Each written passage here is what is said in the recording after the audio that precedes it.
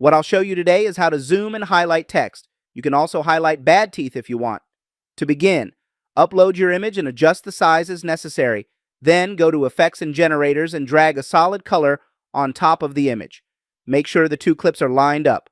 This solid color is your highlight, so change it to your preferred color. The most common is yellow, so we'll use that.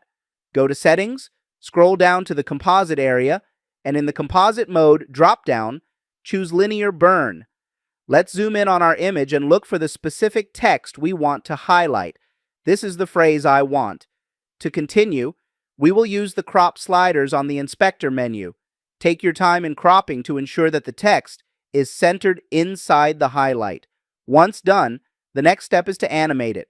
I will copy the number in this box and then make sure that my playhead is at the beginning of our clip. Next, create a keyframe on the crop right section. From here, adjust the crop right until the highlight is no longer visible.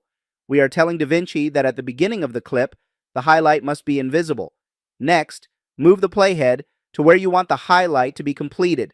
In this case, it is at 2 seconds. Once the playhead is properly positioned, go back to the crop right section, delete the numbers, and paste the numbers we copied earlier. Let's see if it works. Very well.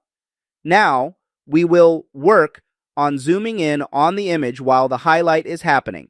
Select both clips, right-click, and combine them into a compound clip.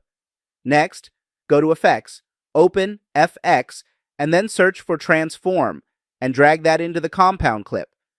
Move your playhead back to the beginning, and then create keyframes on Zoom, position X, and position Y.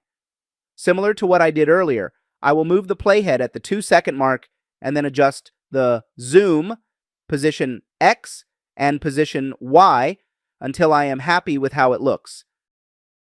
Let's check it out.